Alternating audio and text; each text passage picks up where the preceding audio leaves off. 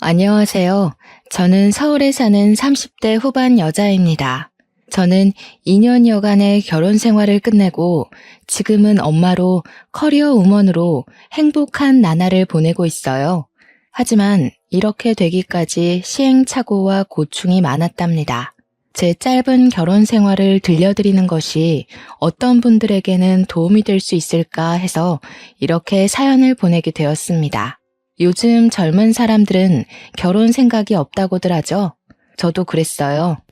결혼 자체에 부정적이라기보다 결혼보다 일로서 자아 실현을 하고 싶은 마음이 컸죠. 한국은 OECD 국가 중 여성 임원 비율이 가장 낮다고 하잖아요. 저는 그냥 회사원으로 제 커리어를 끝내고 싶은 생각이 없었어요. 저는 대학생 때부터 회사에 들어가면 높은 자리로 올라가고 싶다는 야망을 품었습니다. 물론 현실은 녹록지 않았죠. 제 꿈이었던 광고업계에 들어갔지만 박봉인데다 매일매일 살인적인 스케줄로 다크서클만 늘어갔어요. 한 달에 야근하는 날이 15일 이상이었으니 말 다 했죠. 이래저래 치이다 보니 짧은 연애만 반복하다 30이 훌쩍 넘어 있었습니다. 저에게 다가오는 남자들은 저처럼 일 좋아하고 야망이 있는 남자들이었어요. 서로 일 욕심이 있고 관계 자체에 쏟는 시간이 적다 보니 자연스레 관계가 금방 헐거워지곤 했죠. 그래도 괜찮았습니다. 저한테는 목표가 있었으니까요. 그런데 30 중반이 되어가다 보니 친구들이 아기 낳은 것을 보니 조금 부럽긴 했어요. 저는 결혼할 생각은 없었어도 아기는 무척 좋아했거든요.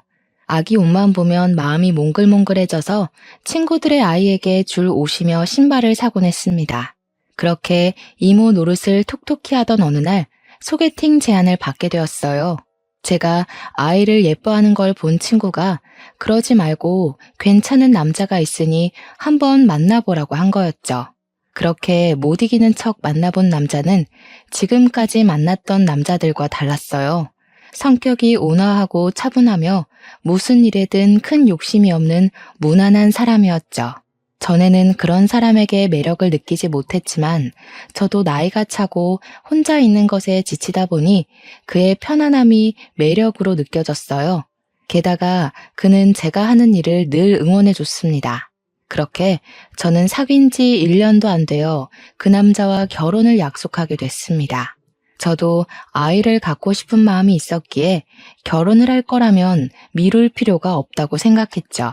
저희 집도 어려운 형편은 아니었지만 남편 집도 여유가 있는 편이어서 30평짜리 집을 해주었어요.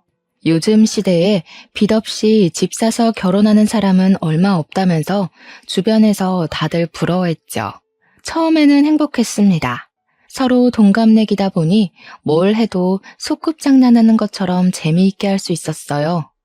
하지만 시간이 갈수록 가사 분담 문제가 제 골치를 아프게 했습니다. 막내 아들로 귀하게 자란 남편은 집에서 손가락도 까딱 안 하는 걸 당연하게 여기며 살아온 사람이었죠. 그래도 결혼했으니 자기도 집안일을 하겠다고 말했지만 완전 수박 겉핥기 하듯 했습니다. 직장인들은 주말이면 청소며 빨래며 구석구석 할 일이 많잖아요. 하다못해 냉장고 정리도 해야 하고요. 그런데 남편은 집안일을 할 때 자기가 먼저 나서거나 주도적으로 하는 법이 절대 없었습니다. 말하기 전까지는 아무것도 안 하다가 보다 못한 제가 이것 좀 하라고 시키면 그것만 하고 소파로 가서 드러눕기 일쑤였죠. 오늘 우리 빨래도 해야 하고 화장실 청소도 해야 돼. 싱크대랑 가스레인지도 더러우니까 닦아야 하고. 오늘은 누워있지만 말고 좀 적극적으로 해봐. 집안일은 도와주는 게 아니고 같이 하는 거라고 말했잖아. 아니, 하라는 대로 다 했는데 왜 자꾸 뭐라 그러는 거야? 우리 엄마는 나더러 주말에는 쉬라고 그랬는데. 가만 보면 자기는 일 중독이야. 주말에는 쉬어야지. 주중에도 일하고 주말에도 일하면 도대체 언제 쉬어? 나는 혼자 쉬는 시간이 필요한 사람이라고. 나 좀 내버려둬.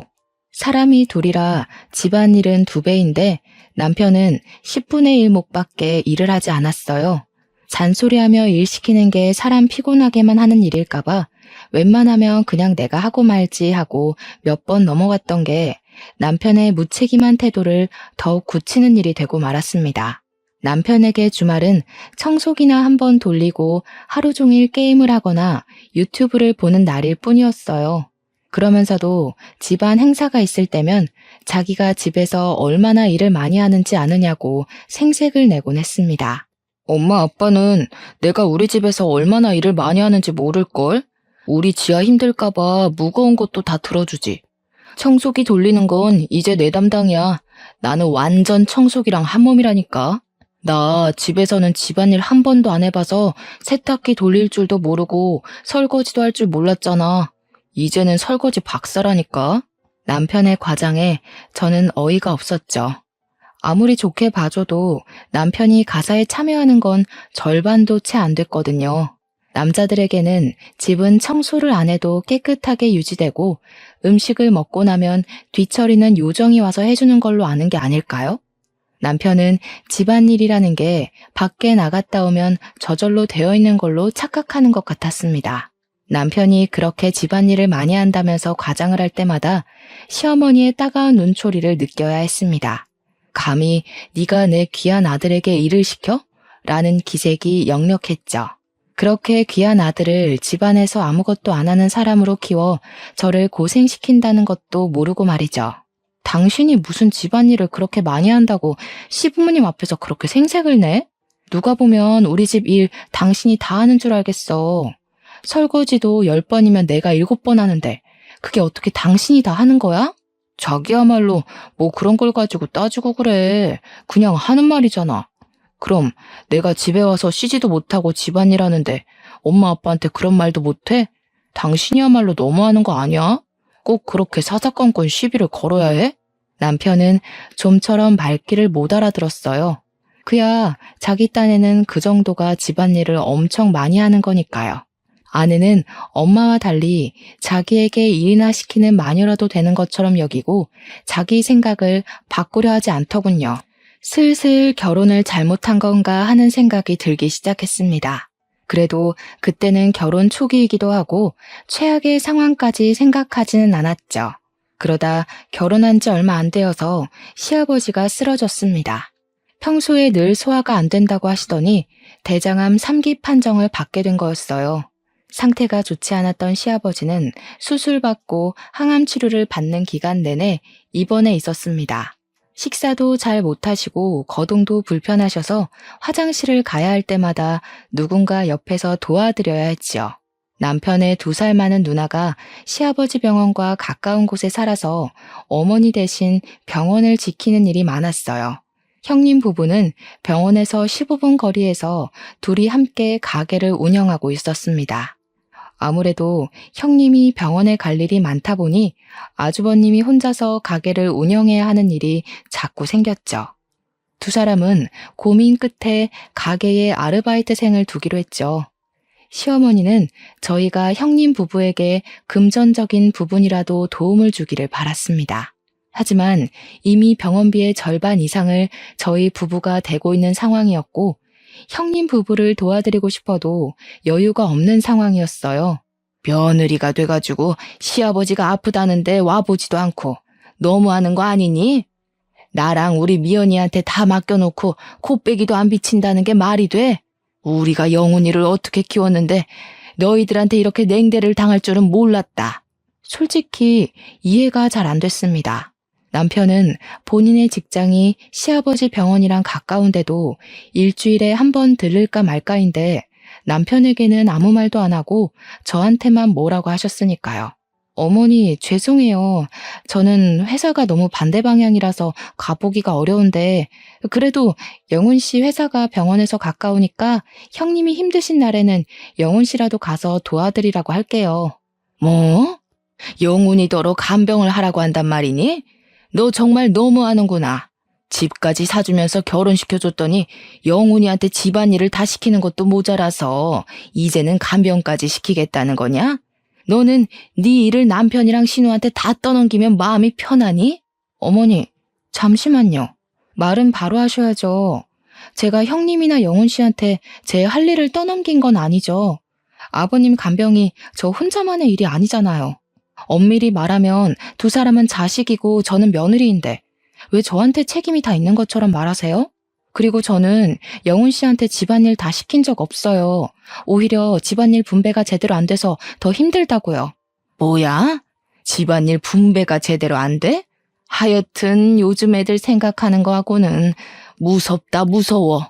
너는 그럼 집안일을 남편이랑 5대5로 자로재듯 딱 나눠서 해야 속이 시원하다는 거니? 여자가 돼가지고. 그리고 네 친아빠가 아니니까 시아버지 돌볼 책임이 아예 없다는 거야 뭐야? 어떻게 교육받으면 그런 말이 나와? 아이고 어머니 그런 말이 아니잖아요. 어찌 됐든 일이든 뭐든 분배가 제대로 되어야 서로 만족할 수 있죠. 한 사람이 일방적으로 일하거나 경제적인 부담을 지면 당연히 불만이 생길 수밖에 없어요. 저도 제가 이런 말을 하게 될 줄 몰랐어요. 그런데 결혼하고 보니까 어머니 말대로 자로 재듯 나눠야 할지도 모른다는 생각이 드네요. 아이고, 맹랑하기 짝이 없구나. 그렇게 반반 나누는 게 좋으면 너도 네 형님이랑 나눠서 간병해야 하는 거 아니니? 그럼 집 살 때는 왜 우리 돈으로 샀어? 너 지금 살고 있는 그 집에 땡전 한 푼도 안 냈잖니? 그럼 우리 아들이 그에 대해 억울해야겠네. 안 그래? 집 사주신다고 해서 저희가 혼수 다 한 거잖아요. 제 명의로 된 집도 아닌데 제가 그 집 때문에 빚졌다고 생각해야 하나요? 저도 아버님 아프신 거 마음 아프게 생각해요. 하지만 현실적으로 일도 늦게 끝나고 병원도 회사에서 2시간 거리인데 어떡해요. 제가 하려던 말은 형님이 간병하는 걸 마치 제 일을 대신하는 것처럼 말씀하실 필요는 없다는 거예요. 미안한 마음이 있다가도 없어질 판이었죠. 남편에게는 간병하라는 말도 안 하시면서 저만 닥달하는 게 너무 억울했어요. 저희 부부가 병원비를 가장 많이 내고 있다는 건 말도 못 꺼냈죠. 그것까지 말했다가는 아픈 시아버지 두고 계산기나 두드리는 못된 요즘 것으로 못이 박혀버릴 것 같았어요. 너무 말이 안 되는 말로 똘똘 뭉쳐 있으니까 어느 것부터 반박해야 할지 알 수가 없었어요. 솔직히 제 입장에서는 할 말을 한 것뿐인데 시댁이 사준 집에 공짜로 살면서 도리는 다 하지 않는 나쁜 며느리가 된 것 같았습니다. 그래도 너무 딱딱하게 군 거 아닌가 싶어서 주말에 시간 날 때마다 시아버지에게 가보려고 노력했습니다. 친정 부모님한테는 몇 달에 한 번 갈까 말까였는데 말이죠. 문제는 남편이었습니다. 나 토요일에 아버님한테 갔다 와야 하니까 당신이 집안일 좀 해놓을 수 있지? 저번처럼 또 어머니한테 고자질하지 말고. 원래 같이 가야 하는데 당신이 일 있다고 못 가는 거니까 집안일은 제대로 해놔야 돼. 나도 갔다 와서 다음 주 발표회의 준비해야 하니까 저번처럼 대충 해놓으면 안 된다. 남편은 걱정 말라며 늘 큰 소리를 쳤지만 막상 집에 와보면 집안은 그대로였습니다. 오히려 더 어질러져 있을 때도 있었죠. 남편과 함께 병원에 갈 때도 마찬가지였어요. 시아버지 심부름부터 팔, 다리 주물러드리는 일까지 모두 다 제 차지였습니다. 남편은 환자용 침대나 의자에서 게임을 하기가 일쑤였고 아예 휴게실에 가 있을 때도 있었어요. 결혼한 지 얼마 안 돼서 알게 되었습니다. 남편은 부모랑 같이 있으면 무조건 손가락 까딱 안 하는 막내 아들 모두가 된다는 걸요. 남편이 안 하는 일은 당연히 제 차지가 되었고요. 당신 게임 좀 그만하고 아버님 화장실 좀 데려다 드려. 가습기 물도 좀 갈아놓고. 집에서든 여기서든 가만히 있는다고 일이 저절로 되는 게 아니라고 했잖아. 아이고, 그 잘난 거 하면서 지 남편한테는 아주 유세다 유세야.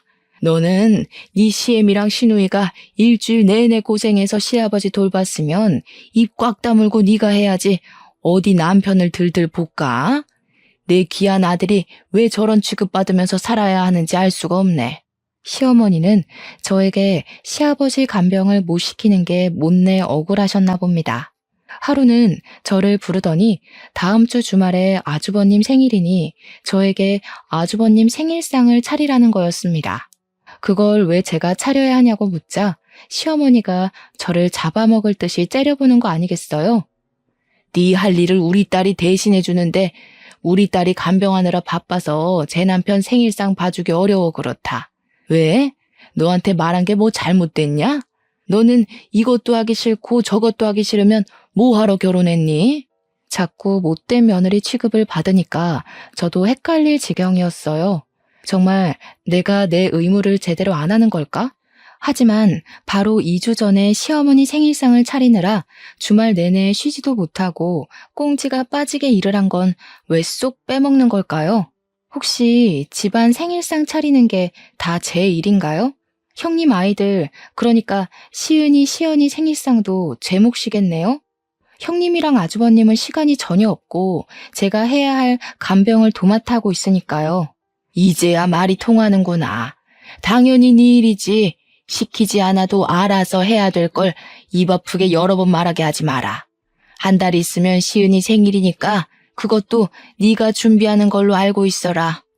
어이가 없어서 반박할 기운조차 없었어요. 남편에게 의논을 해봤지만 남편은 전혀 도움이 되질 않았습니다. 자기가 어머니랑 제 사이에서 할 수 있는 게 없으니 그냥 제가 알아서 하라는 거였죠. 결혼 전에는 그렇게 저만 생각해주고 결혼하면 제가 일에 집중할 수 있게 뭐든 해줄 것처럼 굴더니 그때 그 남자가 맞나 싶었습니다. 그러던 중 저는 제가 임신했다는 걸 알게 됐습니다. 임신 4개월이었어요.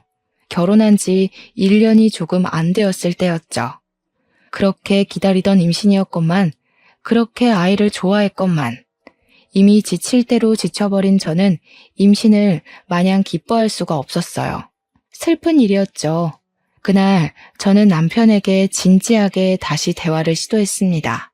지금 시댁에서 나에게 하는 처사는 전혀 공평하지가 않고 아이를 낳으면 더 힘들어질까봐 진심으로 걱정이 된다고 말했습니다. 그래도 아기를 가졌다는 말에 남편은 기뻐하더군요.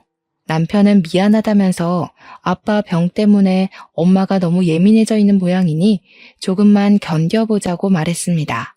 석연치는 않았지만 그래도 아기 소식에 기뻐하며 자기가 더 잘하겠다고 말하는 남편을 보니 그래도 마음이 좀 놓였어요. 무엇보다 형님 댁 생일상까지 차리라는 말은 없었던 일로 하겠다고 남편이 약속해 주었기 때문에 기분이 나아졌습니다. 아니, 그게 지아도 바쁘다니까 그렇지. 임신도 했잖아요. 누나가 그렇게 바쁘면 사람이라도 불러서 생일상 차리면 되지. 아, 잡혀 살긴 누가 잡혀 살아. 그러니까 우리가 병원비 많이 내자. 아니라니까요, 글쎄. 애초에 남편이 시어머니를 이길 수 없다는 걸 그때 알았어야 했는지도 모르겠습니다. 임신을 해도 별로 달라지는 건 없었어요. 시어머니는 몸 조심하라는 말 한마디 없이 주말만 되면 어떻게든 저를 불러내어 일을 시킬지 그런 궁리에만 빠져 있었습니다. 그리고 주말에도 제대로 일을 안 할 거면 주중에 퇴근 후 1시간 거리에 있는 시댁에 가서 자기 대신 집안일을 하라고 시키기까지 했어요. 어머니, 제가 퇴근 후에 거기를 어떻게 갔다 와요? 홀몸도 아닌데.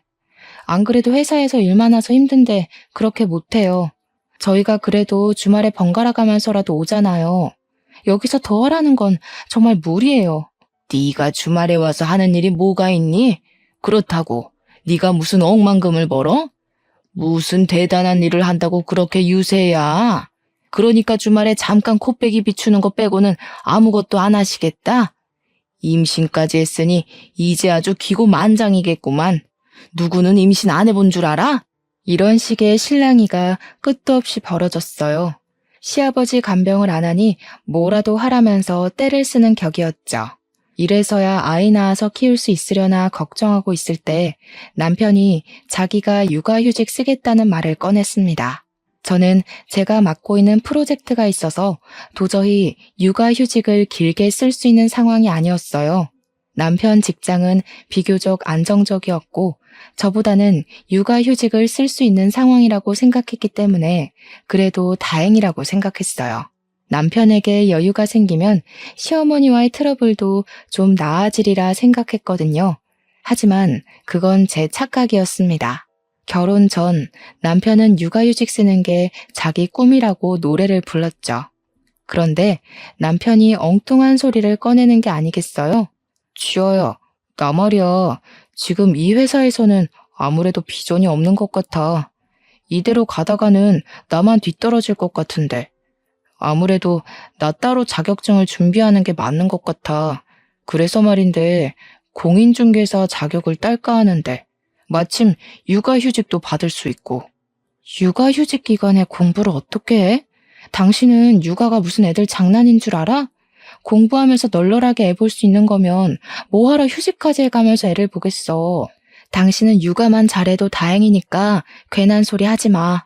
그래서 말인데 애 낳으면 엄마더러 봐달라고 하면 어떨까? 솔직히 나 혼자서 애 볼 수 있을 것 같지도 않고 그러는 게 좋을 것 같은데. 그게 무슨 말 같지도 않은 소리야? 육아휴직을 쓰는데 애를 시어머니한테 봐달라고 한다니. 당신 정신 나갔어? 절대 안 돼. 안 그래도 일 많다고 나한테 투덜대는데 애까지 보게 하면 도대체 무슨 소리를 들을 줄 알고 어떻게 육아휴직을 쓰고 애를 남한테 보게 하겠다는 생각을 할 수가 있어? 나 지금 좀 무서우려고 그래. 지아야, 제발. 나 진짜 이번에 공부해야 돼. 안 그러면 직장에서 도태되고 쪽이란 쪽은 다 당할 것 같단 말이야. 나 한 번만 봐주라. 제발. 자격증만 따면 내가 진짜 너 고생 안 시킬게. 우리 엄마 애 보는 거 가지고 싫어할 뿐 아니야. 지금 좀 역정이 나셔서 그렇지 시은이 때도 엄마가 다 봐줬잖아. 저는 남편의 간곡한 부탁에 결국 넘어갔습니다. 시아버지도 많이 나아졌으니까 그렇게 크게 부담될 일도 아닐 거라는 생각이었죠. 저는 어느덧 임신 7개월이 되어 있었고 몸이 점점 힘들어지고 있었어요. 여전히 가사에 책임감을 보이지 않는 남편에게 일 좀 하라고 잔소리를 했더니 다음날 시어머니가 집에 와 있는 게 아니겠어요. 어머니, 말도 없이 이 밤에 웬일이세요? 이 짐은 다 뭐고? 몰라서 묻는 거냐? 네가 집안일 안 한다고 영훈이한테 그렇게 닥달을 했다면서? 내 그럴 줄 알았지. 시댁 무서운 줄 모르고 남의 집 귀한 아들한테 집안일 안 한다고 타박을 해? 영훈이가 뭘 할 줄 아니? 오죽 그랬으면 영훈이가 나한테 도와달라고 그랬겠어? 여보, 이게 지금 무슨 소리야? 나 이제 몸이 조금 힘드니까 조금만 더 신경 써달라고 했지.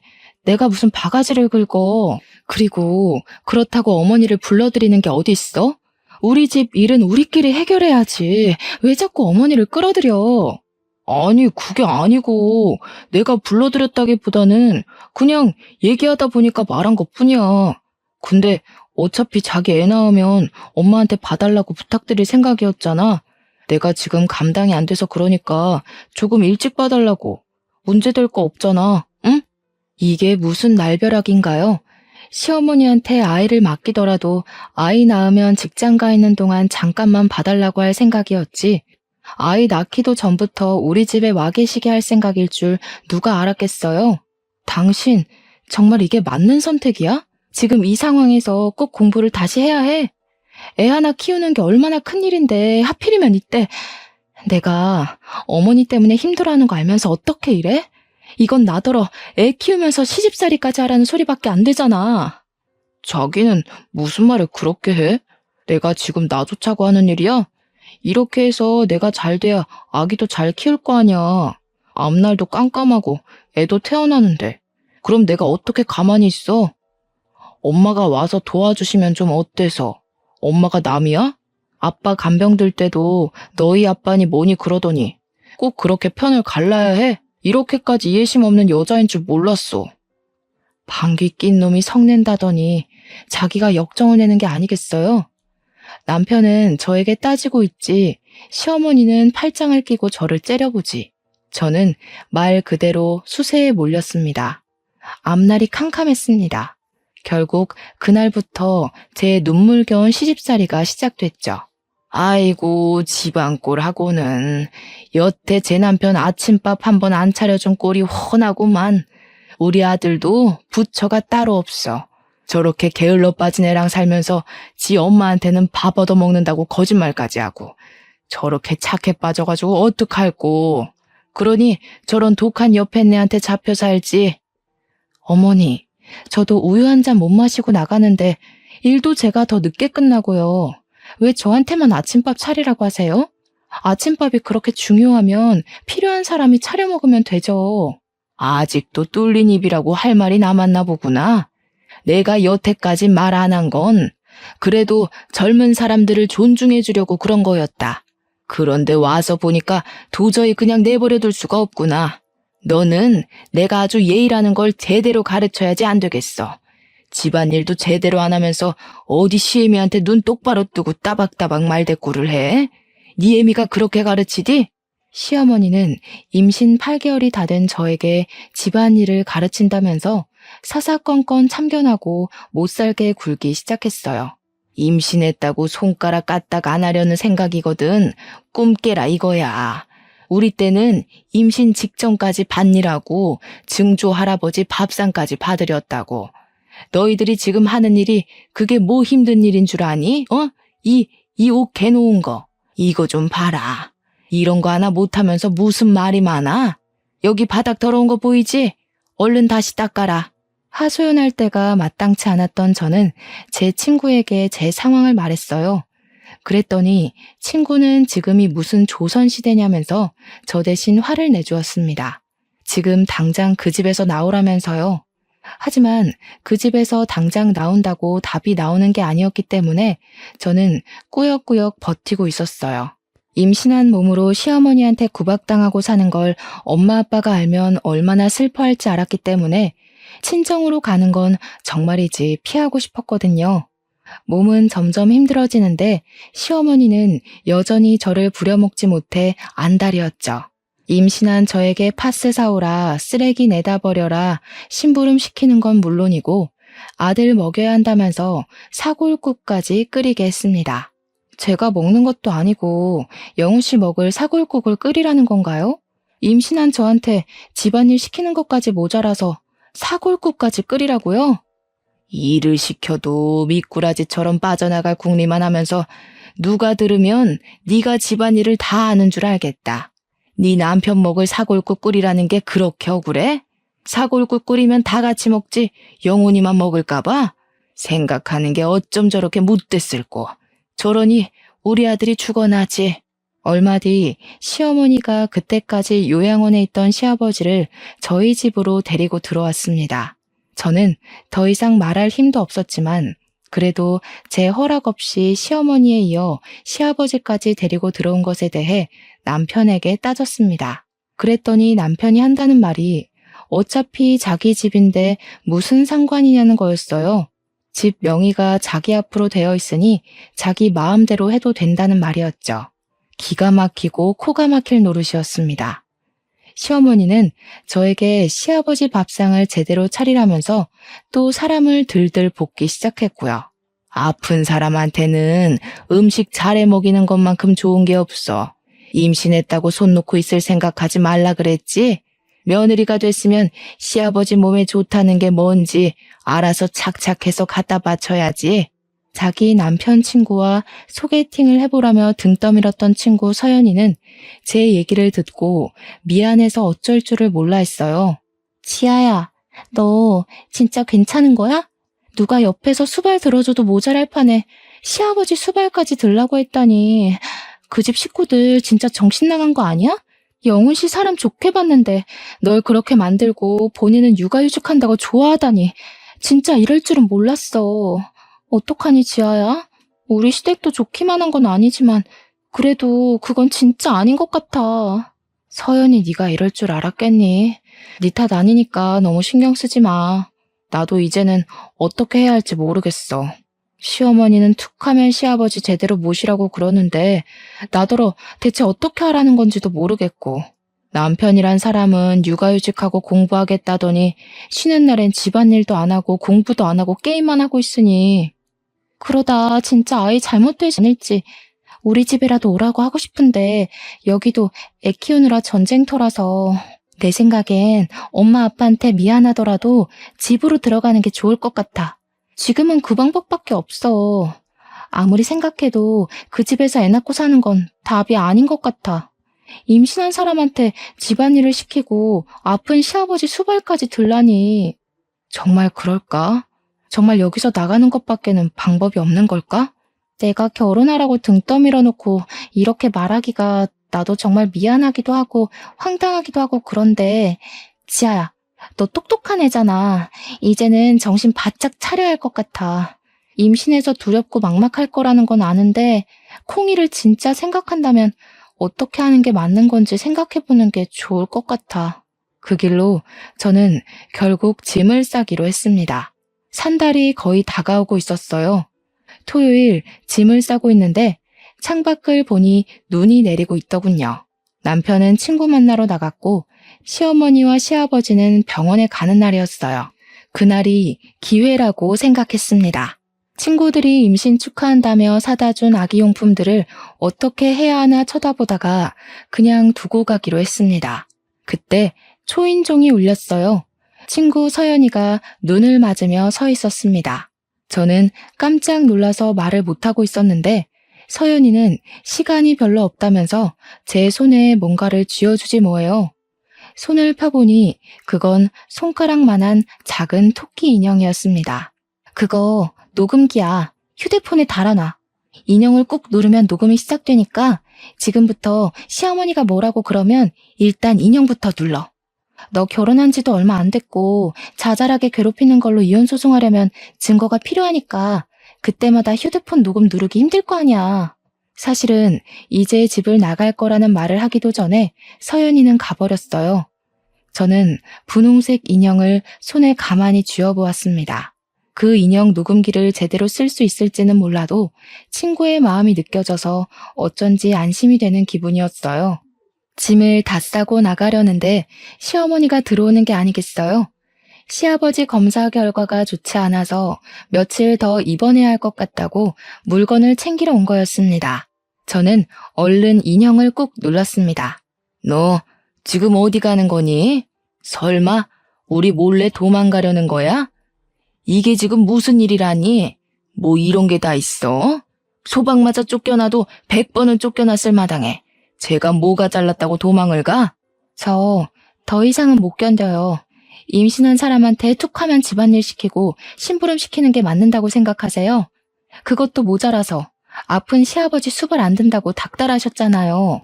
여태까지 별일 없었던 것만 해도 다행인 줄 아세요. 여기가 영훈 씨 명의로 된 집이라는 이유만으로 저한테 아무런 동의도 받지 않고 어머니 아버지 다 멋대로 들어와 살고 계시고요. 이 개집애가 말하는 꼬락서니 좀 봐. 내가 그러니까 너를 안 이뻐하지. 네가 제대로 했으면 손주 임신한 너한테 그러겠니? 그래, 막말로 임신한 너한테 일 좀 시켰다. 그럼 좀 어때서?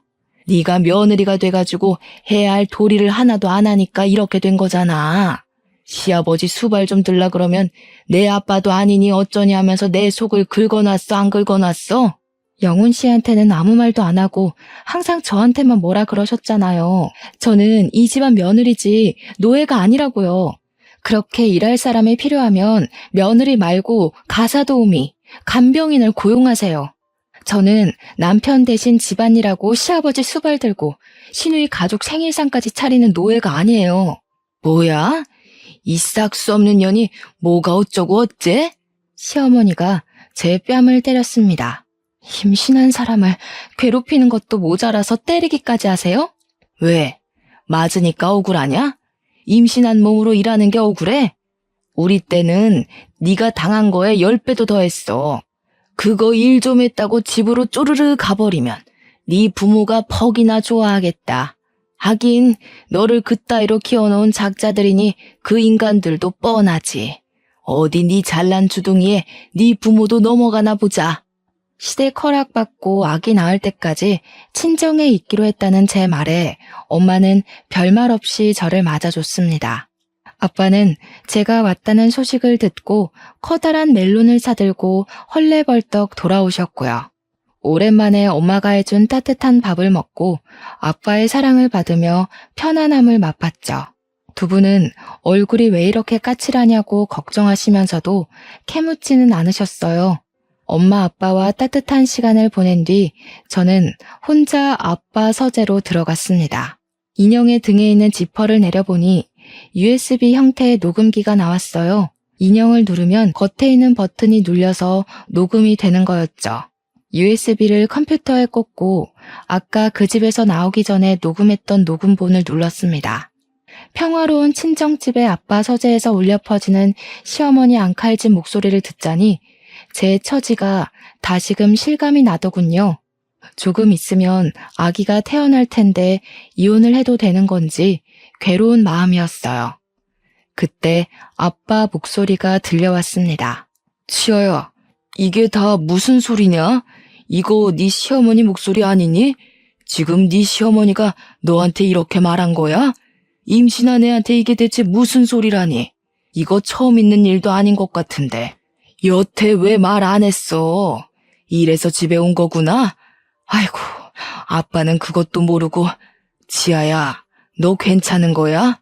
아빠, 이게 그러니까 나는 정말 괜찮은데 콩이 때문에 어떻게 해야 할지 모르겠어요. 그 집에서 내가 콩이 낳고 잘 살 수 있을지 이럴 줄 모르고 결혼했나 싶고 콩이한테 너무 미안해요. 엄마 아빠한테 이런 모습 보이게 된 것도 죄송하고 제가 원하던 삶은 이런 게 아니었는데 그냥 열심히 산 것뿐인데. 지아야, 울지 마. 너 잘못한 거 하나도 없어. 울기는 왜 울어? 사람이 실수를 할 수도 있는 거지. 그렇다고 곧 애 낳을 사람이 그렇게 속을 썩이면 어떡해? 엄마 아빠한테 얼른 말하고 도움을 받았어야지. 아이고, 아니다. 아빠도 잘못 생각했어. 나는 네가 워낙 야무지니까 시댁에서도 어련히 알아서 잘하리라고 안심하고 있었지 뭐야. 아빠, 실망시켜드려서 죄송해요. 잘 사는 모습 보여드리고 싶었는데 예쁜 손주 낳아서 행복하게 해드리고 싶었는데. 이 녀석아, 우리는 네가 있는 것만으로도 행복해. 네가 네 꿈을 향해 열심히 나아가는 게 얼마나 자랑스러웠다고. 이훈 그거 까짓 거 별거 아니야. 아빠 친구 세용이 알지? 걔 딸이 이혼 전문 변호사인데 들어보니까 별별 더러운 꼴이 다 있더라고. 이혼을 쉽게 하는 건 아니지만 아니다 싶으면 빨리 하는 것도 답이야. 아빠가 잘 알아봐 줄 테니까 걱정하지 말고. 아빠 얘기를 들은 엄마는 자고 있는 저한테 와서 한참을 머리를 쓰다듬으셨어요. 저는 잠에서 깼지만 눈물이 나는 게 들킬까봐 가만히 있었죠. 엄마도 저도 조용히 울었습니다. 콩이는 무사히 세상에 나왔습니다. 시어머니의 핍박이 없는 곳에서 마음이 편하게 산후조리까지 했고요. 산후조리가 끝날 무렵 이혼 전문 변호사라는 아빠 친구의 딸을 만났습니다. 제 친구 서연이도 제 아이를 안고 찾아왔어요. 전 토끼 인형 녹음기가 큰 도움이 됐고 앞으로도 도움이 될 거라고 서연이에게 말해줬죠. 서연이는 제 손을 꼭 잡아줬습니다. 그리고 저는 남편과 시부모까지 기다리고 있는 집으로 돌아갔습니다. 마음은 전쟁터에 나가는 장군의 심정이나 마찬가지였어요. 저에겐 든든한 지원군이 있었고 지켜야 할 아이도 있었죠. 제가 들어가자 시어머니는 호통부터 쳤습니다. 저는 토끼 인형을 꼭 쥐고 있었죠. 아니, 인연이 미쳤나? 여기가 네 마음대로 드나드는 복덕방이라도 되는 줄 알아? 결혼을 했으면 참고 사는 법도 배워야지. 엄마라는 게 마음에 안 든다고 집을 뛰쳐나가? 지금 집에 환자도 있고 네가 해야 할 일이 얼마나 많은데 네가 그러고도 무사할 것 같아? 제가 오죽하면 집에서 뛰쳐나갔는지 생각은 안 해보셨어요? 임신한 사람 몸에 손댄 거부터 사과하세요. 이 년이 아직도 정신을 못 차렸어? 내가 혼자서 아들 밥 차리고 간병까지 하느라 얼마나 고생했는지 알아? 무릎 꿇고 빌어도 시원찮을 판에. 그래, 네가 네 의무를 다 안 하니까 손 좀 댔다. 어쩔래? 어머니 아들 밥 차리고 어머니 남편 간병하는 게 어떻게 제 의무가 되나요? 말이 되는 소리를 좀 하세요. 저까지 멍청해지는 것 같으니까. 어처구니 없어서 애 떨어질 지경이었던 게 한두 번인 줄 아세요? 제가 말씀드렸죠. 저는 이 집 노예가 아니라고. 당신이 아들을 아무것도 안 하는 무능한 사람으로 만들어놔서 피해본 건 저라고요. 뭐야? 이 썩을 년이 진짜 한번 당해봐야 정신을 차리겠구먼. 시어머니는 노발대발 화를 내며 제 머리채를 잡았습니다. 제가 머리채를 잡히는 걸 남편은 멀뚱멀뚱 구경만 하고 있었죠. 문 앞에서 기다리고 있던 아빠는 집안이 소란스러워지자 초인종을 눌렀고 남편이 문을 열어줬습니다. 아니, 이게 다 뭐야? 지아, 너 머리가 왜 그래?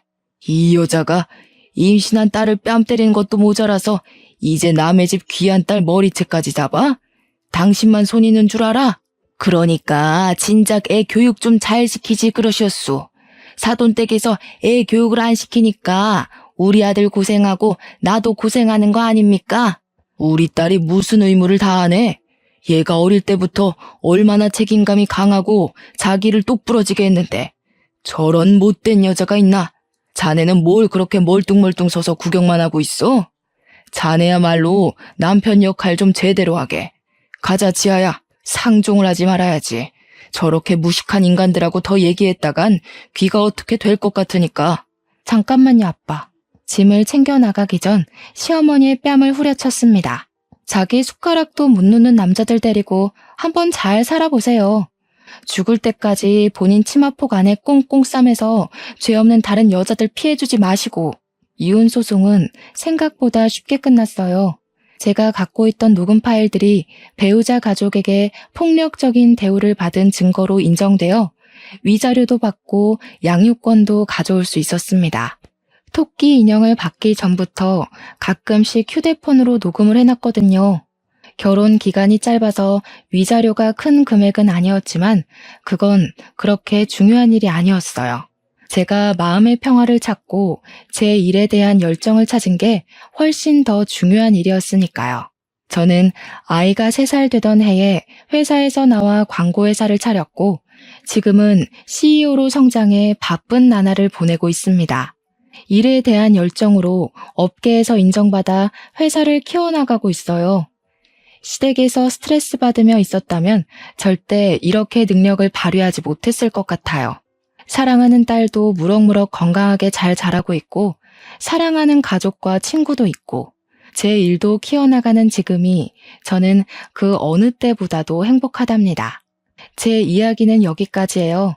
그때로 돌아가라고 하면 돌아가고 싶지 않지만 그래도 사랑하는 딸이 있으니 후회는 없어요. 혹시라도 여러분 중에 저처럼 아이 때문에 최악의 시댁에서 빠져나오기를 주저하고 있는 분들이 있다면 주변에 의논하시고 손을 내밀어 보셨으면 좋겠다는 말씀을 드리고 싶어요. 주변에 친구가 없더라도 요즘엔 좋은 상담 기관도 많이 있으니까 혼자서 끙끙 앓지 않으셨으면 좋겠습니다. 아이도 중요하지만 무엇보다 중요한 건 우리 자신의 행복 아니겠어요? 아무튼 다들 행복하게 사세요.